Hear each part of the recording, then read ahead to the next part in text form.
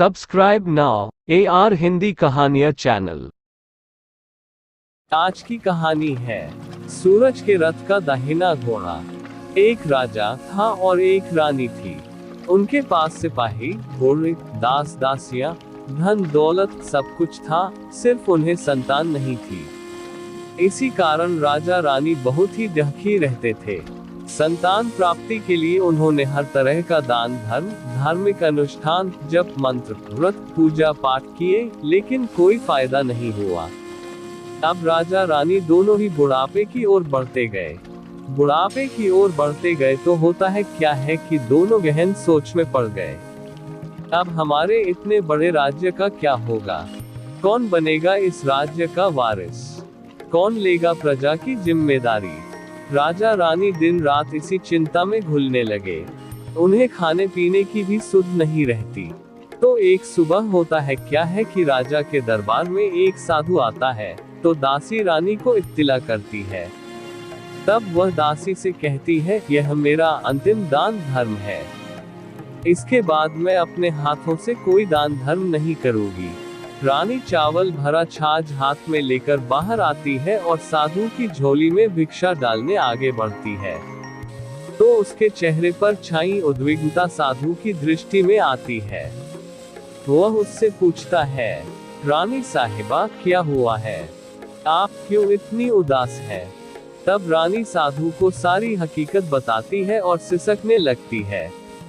उस पर वह साधु कुछ पल गंभीर हो जाता है और कहता है, चिंता मत करना रानी साहिबा, आपकी संतान की इच्छा पूरी हो जाएगी। आपकी कोख से एक पुत्र जन्म लेगा। मात्र वह 14 साल तक ही आप लोगों को मिलेगा, उसके आगे वह इस मृत्युलोक में नहीं रह पाएगा। इससे बढ़कर आपको कुछ देना मेरे लिए संभव नहीं है। अपनी बात पूरी करते उसने अपनी झोली में हाथ डाला, थोड़ी सी भभूत निकालकर रानी को दी और कहा, आप और महाराज दोनों इसे बांटकर ग्रहण करना, तुम्हें जल्द ही पुत्र प्राप्ति होगी। इतना कहकर साधु अपनी राह चला गया। उसके जाने के बाद रानी सोचने लगी, 14 साल तो 14 साल ही सही, उतने समय के लिए हमें पुत्र मिलेगा, यही काफी है। उतने साल तक मैं उसे जी जान से बड़ा करूंगी, उसे ढेर सारा लाड़ दुलार दूंगी, अपनी संतान की मुराद पूरी करूंगी। उस रात अपना सारा राजकाज खत्म करके राजा जब रानी के महल में गए, तो रानी ने क्या किया कि राजा को सारी बात बताई और साधु की दी भभूत राजा को दिखाकर बोली, साधु महाराज ने यह भभूत हम दोनों को ग्रहण करने को कहा है। राजा बोले, इतना दान धर्म किया, जब तप किया, कोई फल नहीं मिला। अब इस भभूत से हमें संतान प्राप्ति होगी क्या? उस पर रानी बोली, जब इतना सब कुछ किया तो अब यह भी सही। खामख्वाह उस साधु के क्रोध को क्यों बुलावा दे। राजा को अब किसी पर विश्वास नहीं था, लेकिन पत्नी को डक न पहुँचे, इसलिए वह राजी हो गया। राजा राजी हो गया तो फिर क्या होता है कि राजा रानी दोनों नहाते धोते हैं। फिर अपने भगवान का नाम स्मरण करते हैं, अपने पुरखों को स्मरण करते हैं और उस साधु महाराज का नाम स्मरण करके वह भभूत बांटकर दोनों खाते हैं। उसके बाद दोनों निश्चिंत होकर सो जाते हैं। तो कुछ दिन गुजर जाते हैं और साधु द्वारा कहे अनुसार रानी गर्भवती हो जाती है। उस पर राजा रानी दोनों की खुशी गगन में नहीं समाती। राजा रानी से बोला, महारानी सचमुच साधु महाराज की कृपा हो गई। तो 9 माह 9 दिन और 9 घंटे पूरे होकर रानी ने एक सुंदर गोरे चिट्टे पुत्र को जन्म दिया। राजा ने बड़ी धूमधाम से पुत्र का नामकरण किया। सारे राज्य में 8 दिन तक अन्न संतर्पण रखा, उत्सव मनाया गया। अब पुत्र की कुंडली देखने के लिए राज्य के सबसे विद्वान पंडित जी को बुलाया। तो कुंडली देखकर पंडित जी बड़े चिंतित हो गए। कहने लगे, महाराज हमारा राजपुत्र सिर्फ 14 साल तक हमारे पास रहेगा। राजा को इस बात की भनक थी ही। रानी को भी साधु महाराज की बात याद थी। दोनों चुप रह जाते हैं। उसके बाद राजा और रानी बड़े लाड़ प्यार से बेटे की परवरिश करते हैं, उसकी हर ख्वाहिश पूरी करते हैं। थोड़े समय के लिए ही सही, भगवान ने संतान की अपनी मुराद पूरी कर दी। इससे वे समाधान मानते हैं। राजपुत्र दिन प्रतिदिन बड़ा होता है। जब वह 7 साल का हो जाता है तो राजा एक अच्छे गुरु की नियुक्ति करके उसे पढ़ाई लिखाई, राजशास्त्र, शस्त्र विद्या, घुड़सवारी इत्यादि 12 विद्याओं का शिक्षण देते हैं। जब वह सब शास्त्र विद्या में पारंगत हो जाता है और 12 साल की उम्र का हो जाता है, तब एक अच्छी सी राजकन्या खोजकर उसकी शादी कर देते हैं। तो 2 और साल बीत जाते हैं। बेटा 14 साल का हो जाता है। एक दिन राजपुत्र राजा से बोलता है, पिताजी, मैं अपना सारा राज्य घूमकर देखना चाहता हूँ। आज तक मैंने सिर्फ इस राजवाड़े के अतिरिक्त कुछ नहीं देखा है। बेटे की बात सुनकर राजा चिंतित हो जाता है, क्योंकि पुत्र को 14वां साल शुरू हुआ था। अब कोई अनहोनी होने का वक्त नजदीक आ पहुंचा था। लेकिन राजा ये सब बातें पुत्र को बता नहीं सकता था। वह क्या करता है कि चेहरे पर खुशी लाकर बेटे से कहता है, हाँ हाँ, जरूर जाओ बेटा, तुम्हें अपना सारा राज्य घूमकर देखना चाहिए। कहाँ क्या है, यह सब जानना चाहिए। कल मेरे बाद तुम्ही को तो राजा बनना है। मात्र एक बात का ध्यान रखें, तुम जहाँ जा रहे हो, क्या कर रहे हो, यह बात अपनी पत्नी को नहीं बताना। पुत्र कहता है, ठीक है पिताजी, आपने जो कहा है मैं वैसा ही करूँगा। तो होता क्या है कि राजपुत्र दिन भर अपनी पत्नी के साथ मौज मस्ती करता है, खुशियाँ मनाता है और रात को ठीक 12 बजे बिस्तर से उठकर बाहर चला जाता है। फिर पौ फटने से पहले वापस अपने महल में आकर सो जाता है। ऐसे बहुत दिनों तक चलता रहा। अब पुत्र का 14वां साल खत्म होने में कुछ दिन ही बाकी रहते हैं। इतने में क्या होता है कि उसकी पत्नी यानी छोटी रानी रात में जाग जाती है। वह देखती है कि बिस्तर पर राजपुत्र नहीं है। वह महल में सब जगह देखती है तो राजपुत्र कहीं भी नजर नहीं आता। तो वह क्या करेगी, किससे कहेगी? वह चुपचाप रहती है। फिर भोर होने पर वह देखती है कि उसका पति अपनी जगह सोया हुआ है। वह पति से कुछ नहीं पूछती। लेकिन दूसरी रात भी वैसे ही होता है, तीसरी रात, चौथी रात, ऐसे बहुत दिन तक चलता है। रानी बहुत ही चिंतित हो जाती है। पति रात को जाता कहाँ है, किससे मिलने जाता है? उसको मन में ढेर सारे सवाल उठते हैं, लेकिन उसे पूछने में उसे डर लगता है, शायद पति गुस्सा कर बैठे। सास ससुर से पूछने के बारे में सोचा तो उसकी कुल मर्यादा बीच में आ जाती थी। तो इस तरह मन ही मन वह कुलती रहती थी। इस हालत में उसे खाने पीने में दिलचस्पी नहीं होती, वह दुबली पतली हो जाती है। तो उस राज्य में फूल बेचने वाली एक बूढ़ी मालिन थी।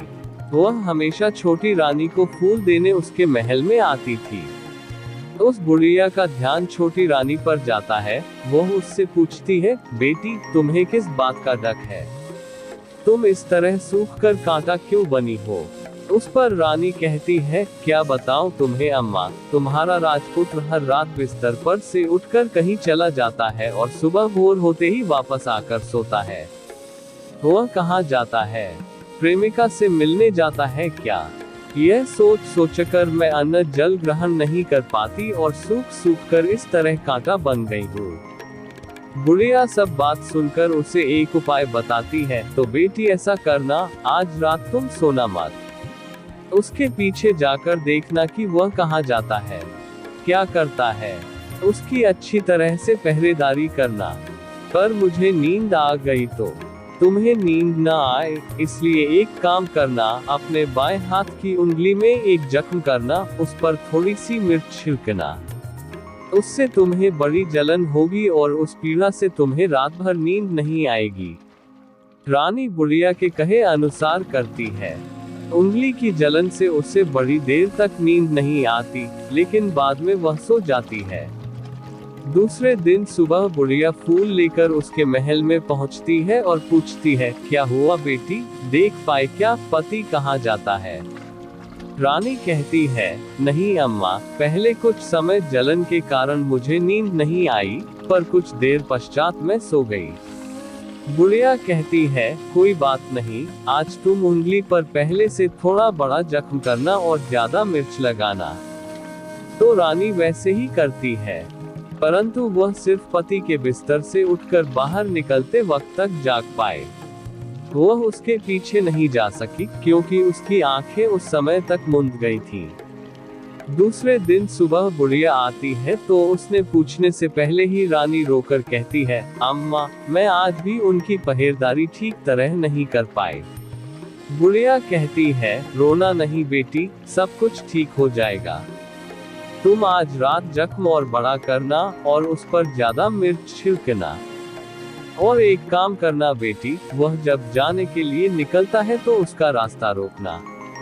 बुढ़िया ने जैसा बताया रानी वैसा ही करती है। आज रात उसे नींद नहीं आती। पति रात 12 बजे बिस्तर से उठकर जब महल से निकलने के लिए चलने लगता है तो वह बुढ़िया ने जैसे बताया वैसे ही करती है। दौड़कर जाकर पति का रास्ता रोकती है और कहती है, कहाँ जा रहे हो, किससे मिलने जा रहे हो, मुझे बताओ। राजपुत्र उसे समझाने की बहुत कोशिश करता है, देखो, अगर मैंने तुम्हें वह बताया तो मैं तुम्हें दोबारा नहीं मिल पाऊंगा। कोई बात नहीं, न मिल पाओ, लेकिन आप रात के समय कहाँ जाते हो, यह मुझे पहले बता दीजिए। राजपुत्र निरुपाय हो जाता है। पत्नी की जिद के आगे उसकी एक नहीं चल पाती। ठीक उसी समय उसका 14वां साल खत्म होकर 15वां साल लगने वाला था। जो होता है वो हो जाने दो, वह सोचता है और कुछ चावल मंत्रों से सीधा करके पत्नी को देकर कहता है, इन चावलों के दानों को दोनों हाथों की मुट्ठी में पकड़ना। पहले दाएं हाथ में पकड़े चावल मेरे ऊपर फेंकना, मैं कौन हूँ तुम्हें पता चल जाएगा। बाद में बाएं हाथ में पकड़े चावल मेरे ऊपर फेंकना, मैं जैसा था तुम्हें मिल जाऊंगा। लेकिन यदि तुम बाएं हाथ के चावल मेरे ऊपर फेंकना भूल गई तो मैं तुम्हें कभी नहीं मिल पाऊंगा। नहीं भूलूंगी। रानी बड़े आत्मविश्वास के साथ कहकर दाएं हाथ में पकड़े चावल पति के ऊपर फेंक देती है। तो राजपुत्र एकदम एक विशाल घोड़ा बन जाता है, एकदम उम्दा, सफेद, गर्दन पर लंबी याल। देखते देखते वह तेजी से दौड़ने लगता है। रानी उस घोड़े को एकदम भौचक्की होकर देखने लगती है और पति ने बाएं हाथ के चावल फेंकने की जो बात कही थी वह भूल जाती है। उसकी आंखों के सामने घोड़ा महल से बाहर निकलकर चला जाता है। घोड़ा जो महल से बाहर जाता है तो वापस नहीं आता। अब रानी को बड़ा पश्चाताप होता है। वह स्वयं को कोसने लगती है, लेकिन अब उसका कोई फायदा नहीं होने वाला था। राजपुत्र अब वापस नहीं आने वाला था। सुबह होते ही महाराजा महारानी को सब बात पता चलती है। उन्हें बहुत डक होता है। वे बिस्तर पकड़ते हैं और राह देखते हैं कि एक दिन उनका बेटा वापस आ जाए। इस तरह 1 महीना गुजरता है, 2 महीने गुजरते हैं, 3 महीने गुजरते हैं। आखिर 6 महीने पूरे होते हैं। राजपुत्र का कोई अता पता नहीं लगता। प्रधान राजपुत्र को ढूंढने के लिए राज्य के गांव-गांव सिपाही भेजता है, लेकिन उन्हें कोई सफलता नहीं मिलती।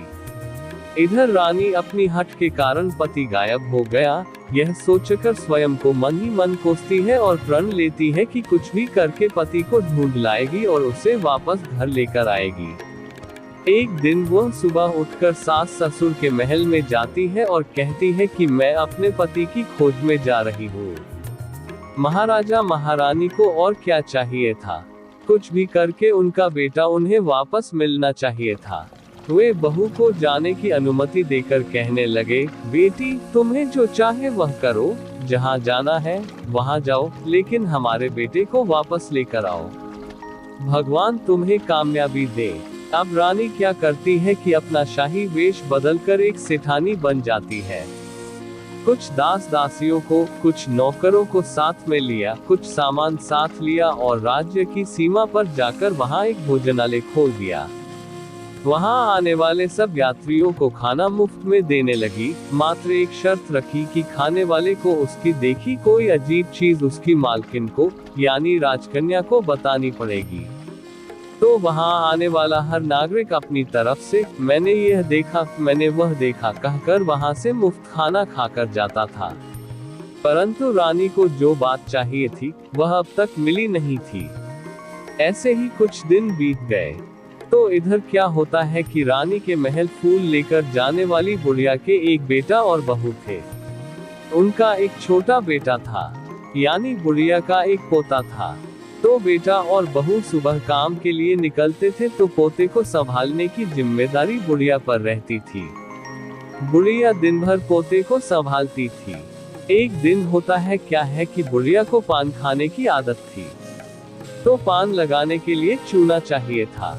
वह उसे तैयार करने के लिए सीपियां लेकर आई। इन सीपियों भूनने के लिए गोबर के कंडे चाहिए थे। कंडे इकट्ठा करने के लिए वह बांस की टोकरी लेकर चरवाहे के मैदान में गई। वहां बहुत सारे कंडे थे। उन्हें जमा करते करते उसे घर आने में अंधेरा हो गया।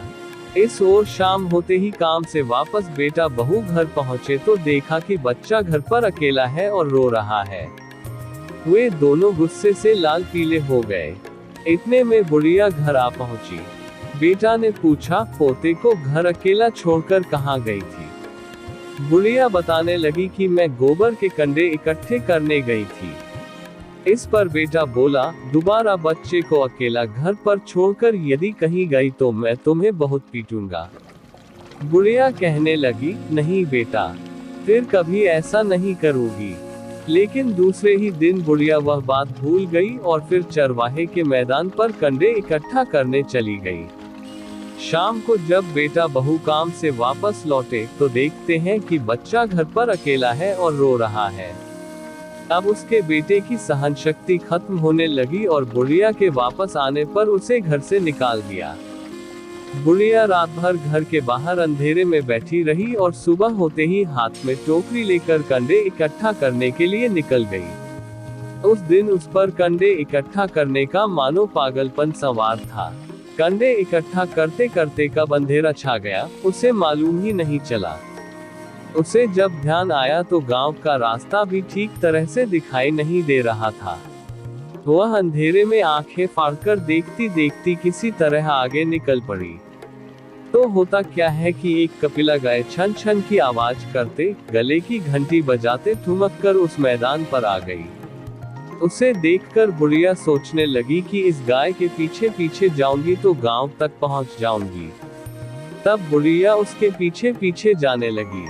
वह गाय क्या करती है कि उस मैदान से लेकर एक एक करके 6 मैदान पार करती है। आखिर में वह 7वें मैदान पर पहुंचती है। तो वहां क्या होता है कि उस मैदान पर एक बड़ा सा पत्थर है। गाय जाकर उस पत्थर को अपना सींग मारती है। सींग मारा तो वह पत्थर दूर हट गया और पाताल में नीचे जाने की सीढ़ियां दिखाई देने लगी। तब वह गाय उन सीढ़ियों से नीचे जाने लगी। बुढ़िया वह सब देखती रही और झट जाकर गाय की पूंछ को पकड़ लिया। पूंछ पकड़कर वह गाय के साथ नीचे पाताल में पहुंच गए। पाताल में पहुंचते ही तुरंत गाय की पूंछ छोड़ दी और इधर उधर देखने लगी। वहीं से बुढ़िया ने देखा कि पाताल में सब जगह जगमगाहट है। दिया दीप जलते हैं और तेज रोशनी गाय के ऊपर पड़ती है और वहां अद्भुत घटनाएं घटने लगी। ... गाय के नीचे जाते ही उसके गले में अपने आप सांकल पड़ गई और छमछम करके कोई दुधारी में गाय का दूध दुहाने लगी। लेकिन जो भी कोई वह कर रहा है वह मात्र दिखाई नहीं दे रहा। बुढ़िया बहुत घबरा गई, कहाँ आकर फंस गई। वह सोचने लगी और यहाँ वहाँ छिपने के लिए जगह ढूंढने लगी। लेकिन उसे कहीं भी जगह नहीं मिली। हर जगह उजाला ही उजाला था।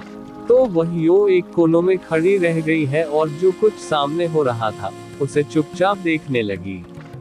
कुछ पल के बाद वहां झट से एक उम्दा सफेद घोड़ा आया। वहां 2 कुंड थे, उसमें से एक कुंड में उस घोड़े ने छलांग लगाए और ऊपर आ गया। अब उसे राजपुत्र का रूप प्राप्त हो गया। राजपुत्र बनने के बाद उसने दूसरे कुंड के पानी में स्नान किया।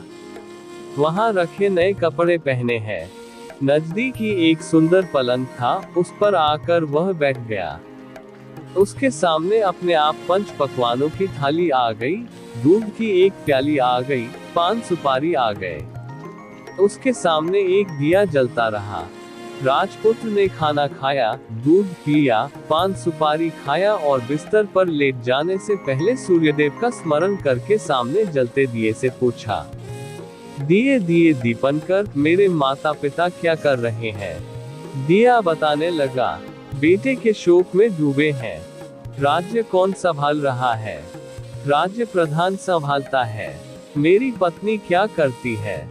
उसने चौराहे पर भोजनालय शुरू किया है और आते जाते लोगों से वह नई खबर के बारे में पूछती है। दिए के यह कहते ही राजपुत्र कहते लगा, ठीक है। उसके बाद वह सो गया। बुढ़िया कोने में खड़ी रहकर यह सब देखती रही। ऐसी अद्भुत घटना उसने जिंदगी में पहली बार देखी थी। उसे अंदर ही अंदर चुलबुलाहट होने लगी।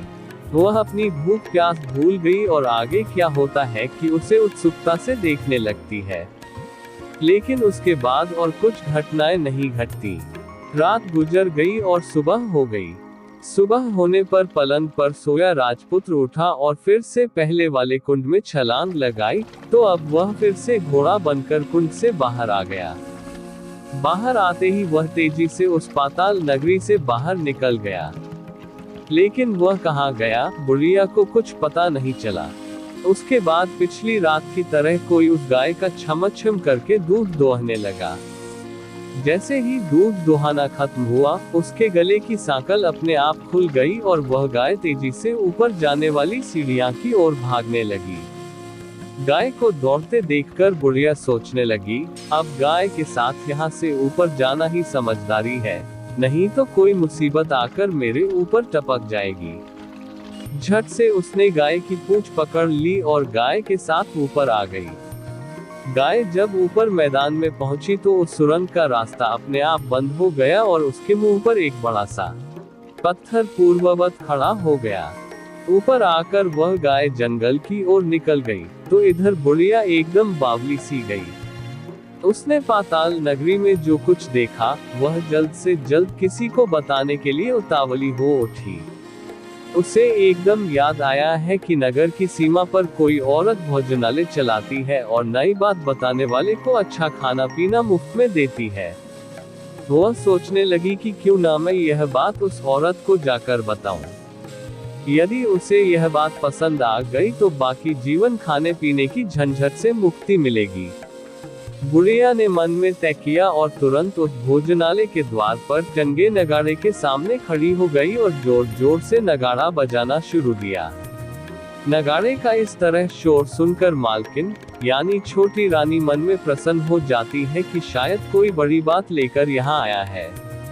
रानी सिपाहियों को आदेश देती है, जाए और जो कोई आया है उसकी अच्छी खातिरदारी कीजिए। आदेश पाते ही सिपाही नीचे दौड़ गए तो एक बुढ़िया नगाड़ा बजा रही है। उन्होंने पूछा, क्यों री बुढ़िया, क्या हुआ, क्यों नगाड़ा बजा रही हो?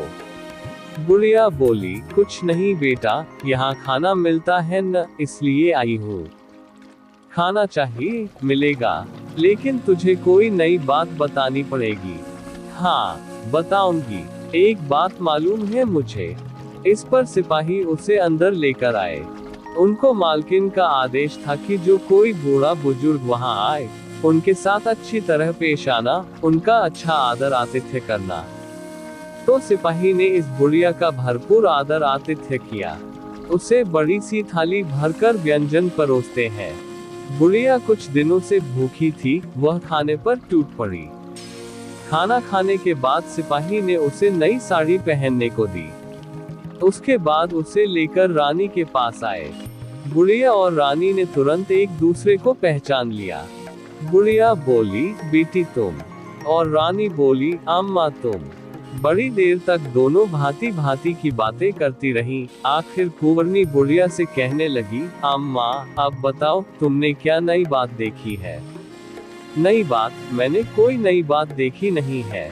वो तो मेरे पास तुम्हें देने के लिए खाने के पैसे नहीं थे, इसलिए मैंने झूठ कहा और नगाड़ा बजाया। रानी ने कहा, अम्मा घबराना नहीं, मैं किसी को तुम्हारा नाम नहीं बताऊंगी।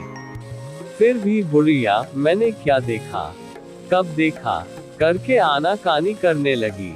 इस पर कुंवरनी ने उससे कहा, देखो अम्मा, यदि तुमने मुझे वह नई बात बताई तो जिंदगी भर में तुम्हारी देखभाल करूंगी, तुम्हें रानी माता की तरह रखूंगी। अब बुढ़िया बताने को तैयार हो गई। उसने जो कुछ उस चारागाह वाले मैदान पर देखा था, वह सब कुछ कुंवरनी को बता दिया। बुढ़िया की वे बातें सुनकर कुंवरनी को यकीन हो गया है कि वह राजपुत्र उसी का पति है। वह तुरंत बुढ़िया से कहने लगी, अम्मा, मुझे उस जगह पर ले चलो। नहीं बेटी, वो पाताल राज्य है, सांप है। यदि किसी ने तुम्हें देख लिया तो तुम्हारी जान खतरे में पड़ सकती है। लेकिन रानी उसकी एक भी नहीं सुनती, उसे उस जगह ले जाने के लिए हठ करने लगी। आखिर में बुढ़िया ने उसका कहना मान लिया और कहने लगी, ठीक है, मैं तुम्हें वहां लेकर चलती हूँ, पर आज नहीं, कल। वहां जाना है तो शाम को ही जाना होगा। तो दूसरे दिन दोपहर को रानी बुढ़िया के साथ उस मैदान पर गई और एक जगह छुपकर गाय के आने की राह देखने लगी। दिन ढलते ही अंधेरा घेरने लगा है और गाय हमेशा की तरह वहां आ गई है। मैदान के उस कोने में जाकर उसने पत्थर पर सींग मारा तो झट से पत्थर हटकर वहां सुरंग में जाने का रास्ता खुल गया है। गाय उस रास्ते से नीचे उतरने लगी तो बुढ़िया रानी से कहते लगी, जल्दी आगे बढ़ो बिटिया, हम गाय की पूंछ पकड़कर नीचे उतरेंगे। तो दोनों गाय की पूंछ पकड़कर नीचे उतर गई। बुढ़िया पहले जिस कोने में छिपी थी, उस कोने में छिप गई। अब नीचे सब कुछ पहले जैसा घटित हो रहा था। गाय के गले में अपने आप सांकल पड़ गई। कोई अदृश्य रूप से उसका दूध दोहने लगा। एक सफेद उम्दा घोड़े ने आकर एक कुंड में छलांग लगाई तो राजपुत्र के रूप में ऊपर आया। वह राजपुत्र दूसरे कुंड में नहाने लगा। बाद में उसके सामने खाने की थाली आ गई, दूध की प्याली आ गई, पान बीड़ा आ गया। राजपुत्र सब ग्रहण करके सोने के लिए पलंग पर गया तो सोने से पहले सूर्यदेव का स्मरण करके वह दिए से पूछने लगा, दिए दिए दीपनकर, मेरे माता पिता क्या कर रहे हैं? तो दिया कुछ जवाब नहीं देता, बल्कि वह बुझने लगता है। तब राजपुत्र को कुछ अघटित हुआ है, इसका संदेह हो गया है। वह उदास हो गया है और जो कुछ हुआ है वह हो जाने दो, ऐसा सोचकर सोने के लिए बिस्तर पर लेट गया। अब रानी का संयम छूट गया। वो दौड़कर पति के पास गई और उसके पैर पकड़ने के लिए आगे बढ़ने लगा। राजपुत्र तुरंत ही पत्नी को पहचान गया। वह झट से पीछे हट गया और चिल्लाने लगा, नहीं नहीं, मुझे मत छूना, सर्वनाश हो जाएगा। रानी दोनों हाथ जोड़कर पति से अपनी भूल स्वीकार करने लगी। स्वामी, मुझसे भूल हो गई, मुझे आपसे नहीं पूछना चाहिए था कि आप रात को कहाँ जाते हो। मैं अपनी भूल स्वीकार करती हूँ, मुझे मेरी भूल की सजा मिल गई है। अब आप घर चले।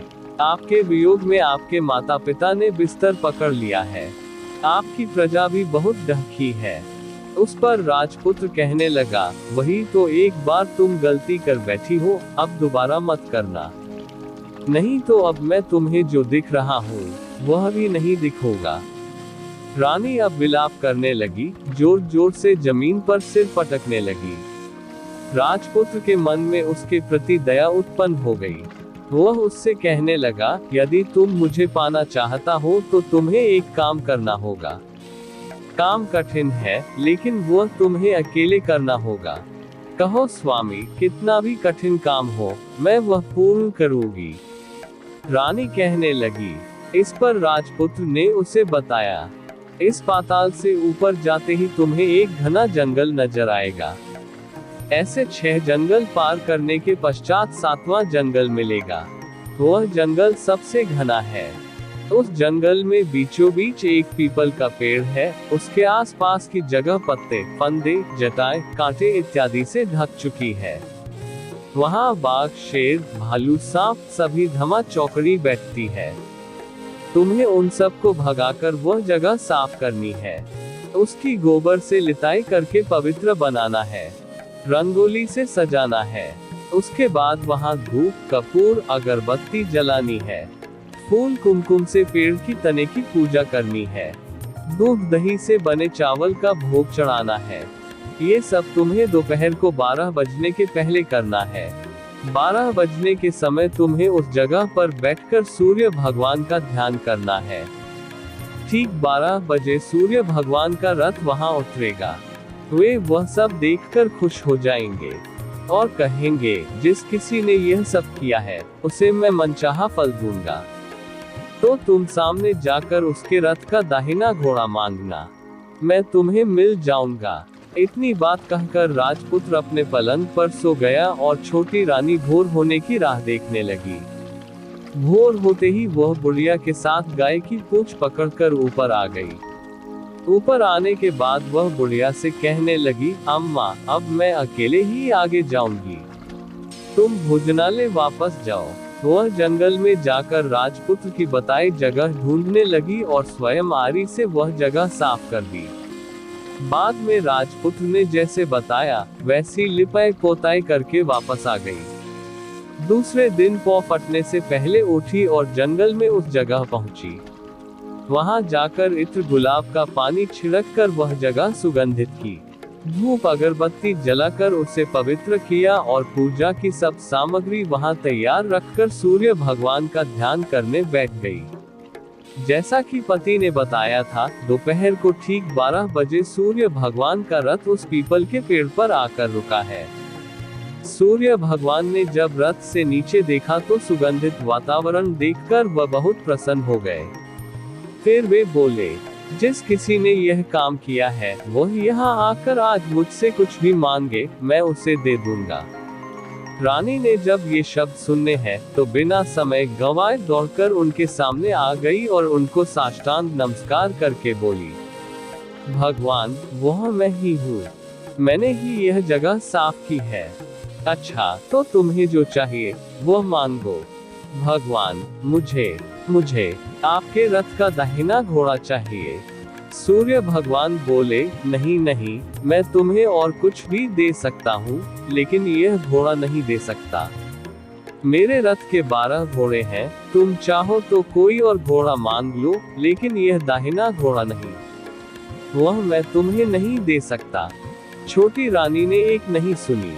वह सूर्यदेव से एक ही बात कह रही थी, वही दाहिना घोड़ा दे दीजिए, नहीं तो मैं आपके पैरों में गिरकर अपनी जान दे दूंगी।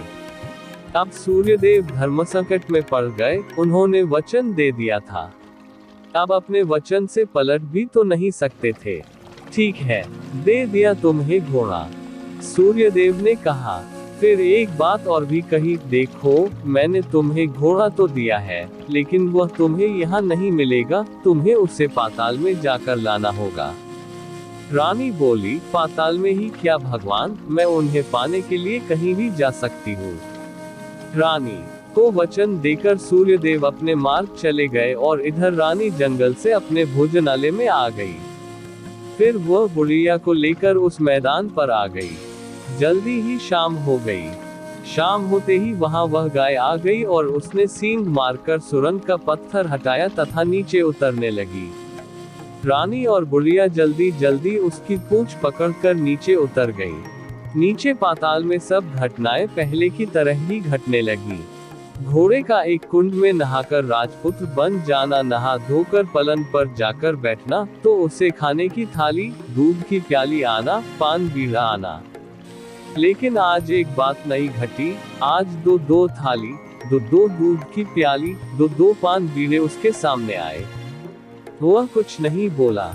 अपने हिस्से की थाली खाकर, दूध पीकर और पान बीड़ा चबाकर वह सोने चला गया और हमेशा की तरह दिए से पूछने लगा, दिए दीपनकर, मेरे माता पिता क्या करते हैं? दिया ने बताया, वे दोनों तुम्हारे शोक में मरने की स्थिति में पहुंच गए हैं। ऐसा झट से उसकी आंखों से आंसू टपकने लगे। फिर वो पूछने लगा, दिए दीपनकर, मेरा राज्य कौन चला रहा है?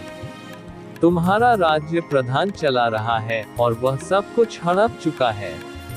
वह प्रजा पर बहुत अत्याचार कर रहा है। सुनकर राजपुत्र को बहुत गुस्सा आया। वह गुस्से से अपनी मुट्ठी भींचने लगा। अब वह पूछने लगा, दिए दीपनकर, मेरी पत्नी क्या कर रही है? अब दिया कुछ नहीं बोला, चुप रहा। अब रानी का संयम जवाब दे गया। वो दौड़कर पति के गले लग गई। अब मैं तुम्हें मिल गया, राजपुत्र कहने लगा। सच कहते हो, अब आप फिर से घोड़ा तो नहीं बनेंगे ना? नहीं, दोबारा घोड़ा नहीं बनूंगा मैं। तुमने जो इतने सारे कष्ट उठाए हैं मुझे पाने के लिए, इसलिए सूर्यदेव ने मुझे सदा के लिए घोड़े के जन्म से मुक्त कर दिया है। राजपुत्र ने बड़े प्यार से कहा और उसे गले लगाया, उसके आंसू पोंछे। कुछ देर पश्चात भोर हो गई तो गाय की श्रृंखला टूटकर वह ऊपर भूलोक जाने लगी। रानी, राजपुत्र और बुढ़िया उसकी पूंछ पकड़कर ऊपर आ गए। ऊपर आने पर वे सीधे भोजनालय में पहुंचे। वहां का सब सामान लोगों में बांट दिया और उसको ताला लगाकर अपने राज्य में लौट गए। राजपुत्र वापस आता और उसके तेवर देखकर प्रधान घबरा गया। राजपुत्र ने उसे बंदी बनाकर कैदखाने में डाल दिया और राज्य की बागडोर अपने हाथ में ले ली। उसके बाद वह अपने माता पिता को मिलने उनके महल में गया। तब राजपुत्र क्या देखता है कि उसके माता पिता उसके शोक में अस्थिपंजर बने हुए हैं। पुत्र को वापस आया देखकर मरणासन राजा रानी की आंखों से टप टप आंसू बहने लगे। इन दोनों ने पुत्र को गले लगाया, उसे प्यार से सहलाया। इतना होने के बाद उनकी सेहत में एकदम सुधार आने लगा। वे अब बिस्तर से उठकर बैठ गए हैं। पुत्र को आशीष देने लगे। राजपुत्र के आने की खबर तुरंत राज्य भर में फैल गई। प्रजा खुशी से फूली नहीं समाई। प्रजाजन राजमहल के सामने इकट्ठे हो गए। राजपुत्र ने भी उन्हें दर्शन दिए और आज से उन्हें कोई डक नहीं पहुंचाएगा, ऐसा वचन भी दिया। अब राजा अपने पुत्र का राज्याभिषेक करके उसे सिंहासन पर बिठाता है और बहू को महारानी का दर्जा देता है और स्वयं अपनी पत्नी के साथ ईश्वर स्मरण करते खुशी से दिन बिताता है। महाराजा बना राजपुत्र अच्छी तरह से राज्य चलाने लगा और अपनी पत्नी के साथ सुख शांति से जीवन बिताने लगा। उस बुढ़िया को रानी ने अपने ही पास रख लिया। उसकी अच्छी तरह से देखभाल करने लगी। बुढ़िया और उसके बुढ़ापे के दिन खुशी से गुजरने लगे।